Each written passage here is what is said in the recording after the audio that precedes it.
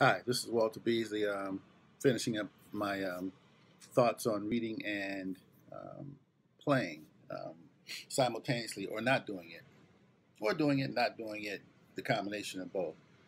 Um,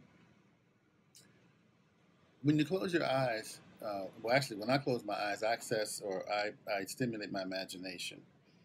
And what I tend to do when I'm reading music is memorize the melody and then close my eyes and let the music uh, envelop the melody or what I've read, and then I tend to embellish upon, or if I have the option to embellish, depending on how the music inspires me.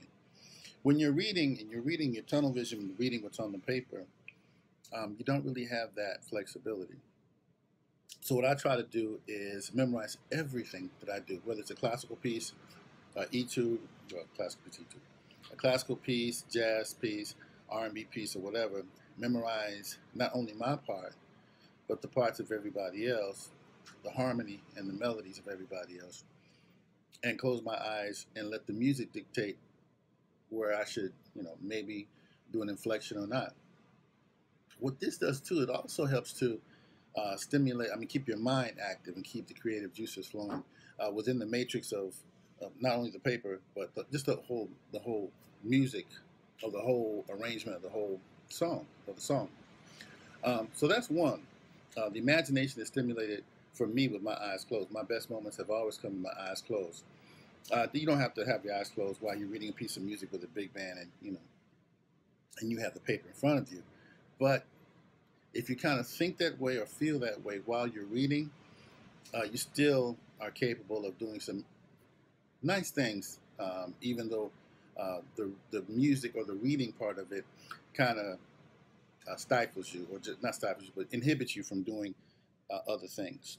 I don't want to leave you with the impression that reading is not important. Reading is extremely important.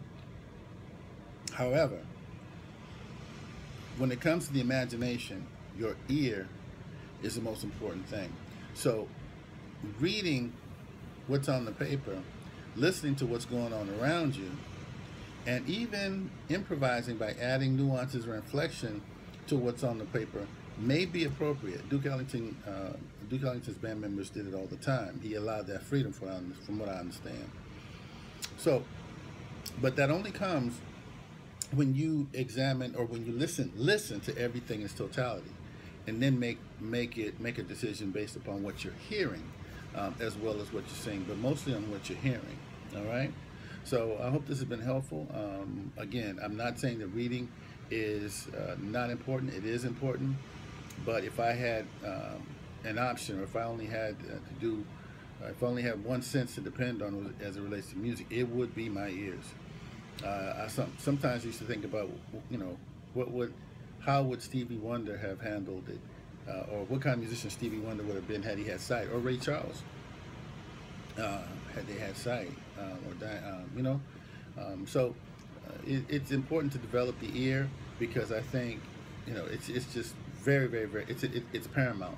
The eyes, if you rely too much on reading or your eyes, you tend to cheat your imagination. So anyway, those are my thoughts, and hope it's been helpful, and I'll see you soon.